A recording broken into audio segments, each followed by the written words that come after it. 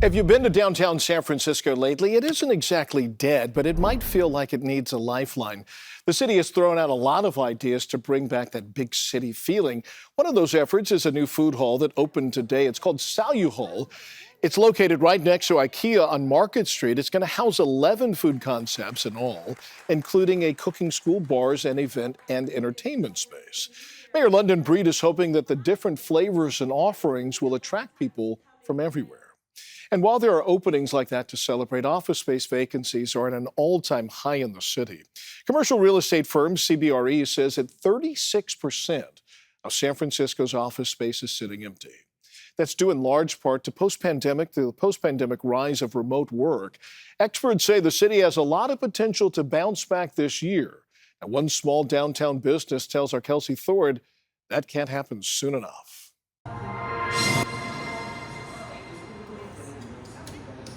Saj Mediterranean has been here at the corner of Pine and Belden in the financial district since 2018. Manager Nancy Madrigal says when they first snagged this location, they were ecstatic. Was store number 4, so it was pretty busy. Nancy says they would have lines out the door during the weekday lunch rush. But then, of course, the pandemic hit. It's definitely not the same as before. Nancy says even all these years later, since the peak of COVID, the crowds just aren't coming back. Out of the 5 days, we might have 2 good days. Saj isn't alone. So many businesses continue to struggle, especially those downtown. The trend towards work from home has gutted many high-rises in the area, taking away a huge chunk of these restaurants' clientele. That is why Mayor Breed and several other city officials are pushing the state to pass laws that will make it easier to turn those vacant spaces into housing or other mixed-use venues. President and CEO of the San Francisco Chamber of Commerce, Rodney Fong, says he's fully on board with the mayor's vision. I think COVID taught us not to necessarily put all of our eggs in one basket, and San Francisco has the luxury of being able to try to diversify itself, which I think the mayor, by going to Sacramento, is trying to do to expedite and create incentives for people to take chance and be creative in this great downtown. Back at Saj, Nancy told me she too likes the idea of getting more people back into downtown. She just hopes those people will visit her restaurant as much as those did before. Improving either housing or more work offices around the area will improve our business a lot. San Francisco voters just approved a ballot measure that the mayor says will help the downtown recovery. Still ahead, we talk live with a representative from the Housing Action Coalition about how they think it could make a real difference.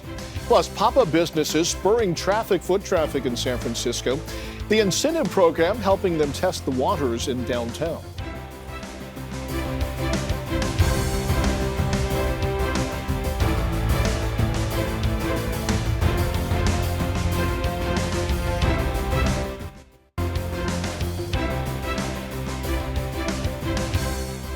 San Francisco is still waiting to see if Prop C will live up to its promise of revitalizing the city's downtown. The ballot measure supported by Mayor London Breed won approval from voters in March. Now, Prop C waives the city's estate transfer tax for properties that are converted from commercial to residential use.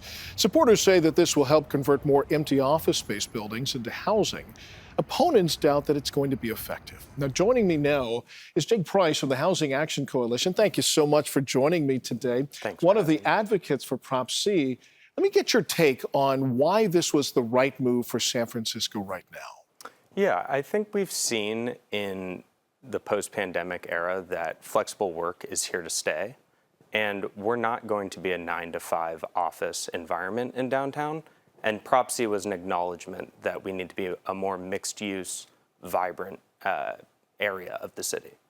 So basically, if I'm hearing you correctly, you're basically saying that some of the changes that were accelerated by the pandemic, the fact that we can work from virtually anywhere depending on the nature of our job, that it's almost wishful thinking to think that those are just going to reverse themselves and people are going to come back in the same number or with the same frequency into downtown as they did before the pandemic. Yeah, I think that that's about right. We know that flexible work and remote work is is very popular, particularly within the Bay Area, and we're not able to rely on office commuters coming in from all over the region in the way we once were. So explain to me the mechanism. How does Prop C work? How does it accelerate then the changes that we need to make to the downtown so that we can bring some of the people and that energy and the revenue back to that area? Yeah, so Prop C waives the transfer tax for projects that are converting from office buildings to housing.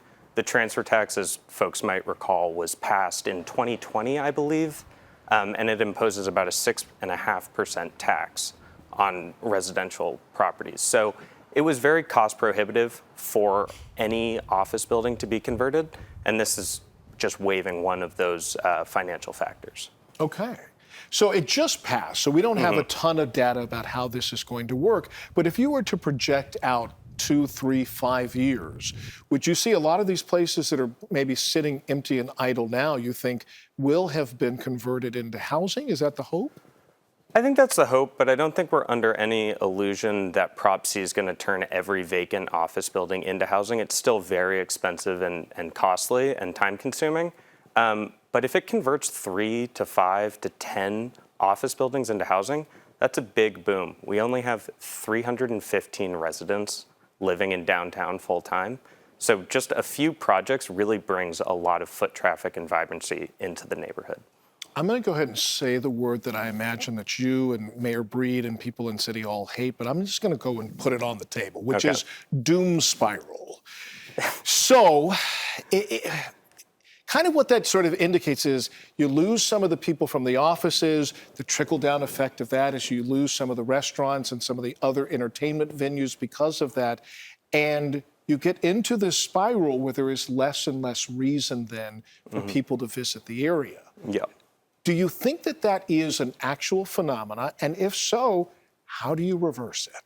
Well, I think reports of the doom loop or the doom spiral might be a little overblown at this point. I think we're seeing downtown coming back already. But part of the acknowledgement has to be that what downtown looked like in 2018 is not what it can look like going forward. We have to reimagine downtown. And part of that is making it more of a neighborhood. It's not going to be 9 to 5 office and with 100% office capacity. We need to make it a neighborhood. So to answer your question about the doom spiral or the doom loop, it's a real thing that we have to be concerned of, and an all of the above approach is what's needed to address it. Part of that narrative, part of that story is the loss of retail. We have seen a lot of retail kind of abandon the downtown core. Yeah, and I think adding housing and adding residents into downtown helps with that. More foot traffic that can no longer be relied upon from office workers can be replaced with residents, full-time residents who are here not just 9 to 5, but all day. You know, I think when we hear the fact that 35 or 36% or more of the offices are empty, basically 1 out of every 3, it's a staggering number. Yeah. Now, this measure in the short term robs the city of some revenue, but I'm guessing that you believe that if we make this conversion, if we bring people back down, if we add to the vitality of downtown, that it begins to even out or even exceed what we're currently getting. I would agree with that, and I would say it only robs the city of revenue if there was going to be conversions in the first place. And with this tax, as it stood before Prop C, we weren't going to see that. All right, thank you so much for your time today. It's a fascinating issue, and I think obviously the future of this city and many others is still being written in this post-pandemic era. Thanks for having me. Thank you so much. That's Jake Price with the Housing Action Coalition. Still ahead, success stories as San Francisco works to recover post-pandemic. Why some businesses say now is the right time to get in. And remember, you can watch us anytime, anywhere on our streaming service, CBS News Bay Area. Today, we've looked at the challenges in downtown San Francisco as the city tries to get more businesses and people to come here. And now we turn to what is working and who's making it happen. Ann Makovic joins me with that part of the story. Ann? Yeah, we'll start with Mayor London Breed's Vacant to Vibrant program. It launched late last year with the goal of helping small businesses move into empty storefront spaces as pop-up locations. And this year, many of those business owners are renewing leases at those spaces. One of them, Devil's Teeth Baking Company. It was already established in the Outer Sunset and Outer Richmond, and the owner took a shot at a downtown location as one of the initial 17 pop-ups in Vacant to Vibrant. Businesses each got 3 months of free rent to fill vacant spaces downtown. I think that the doom loop has definitely been blown way out of proportion. We were stunned at the amount of traffic that we've had. Simon Bertrand is the executive director of SF New Deal, which is helping spearhead the pop-up program. He says they're just a piece of the puzzle. It's not a silver bullet, it's not the one solution, but I think it is a contribution in this crisis of downtown needing to recover. There's also an opportunity for small businesses from San Francisco neighborhoods, for artists, for cultural organizations to come downtown and participate in a way that they couldn't have before the pandemic. Another business diving into downtown San Francisco, Wojciech Bagels. The established shop with a loyal following plans to have 3 new locations in San Francisco by the end of June, including one on Market and Battery. The Presidio Heights location is already open. Wojciech's founder says the city's falling lease prices have created the perfect opportunity to position for the years ahead and what she sees as the inevitable San Francisco rebound. I'm bullish on downtown. I'm investing in downtown. Wojciech Bagels has gone from being a single store to becoming a Bay Area institution in just 4 years. It has locations in Berkeley, Palo Alto, Santa Clara, Larkspur, and now San Francisco. Devin. Thank you, Ann. Still ahead, another bright spot for downtown San Francisco. It's bringing more tourists back to the city and what will keep them from coming here from all over the world. As San Francisco fills some empty storefronts and vacant spaces, there's also another bright spot to talk about. Tourists are coming back to the city and spending their money here. The San Francisco Travel Association says the city attracted a record-breaking 23.1 million visitors in 2023. And from 2022 to 2023, there was an 82% increase in hotel night bookings. That's thanks to big events at Moscone Center like the APEC conference. Visitors spending $8.8 billion in San Francisco. The manager of Coqueta Restaurant on the Embarcadero says the influx of tourists has played a pivotal role in their success and recovery from the pandemic. Much more foot traffic on the Embarcadero corridor, and especially in spring season and summer, we can see that it's happening, thankfully. Yeah, it's coming back.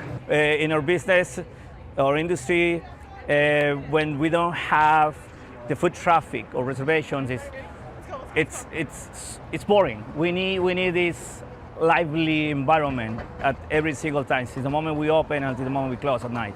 So yes, we are really excited and very hopeful that it will ramp up.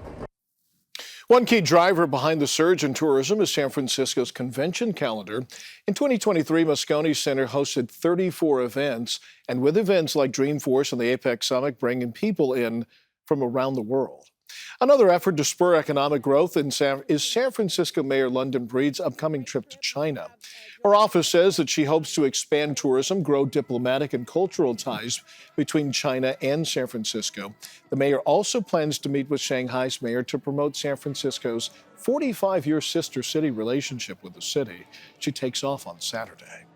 Now, before that, a popular night market series is returning to San Francisco's Chinatown. After a similar event attracted massive crowds in the neighborhood last year, organizers decided to bring it back on a monthly basis, starting at 5:30 tomorrow evening.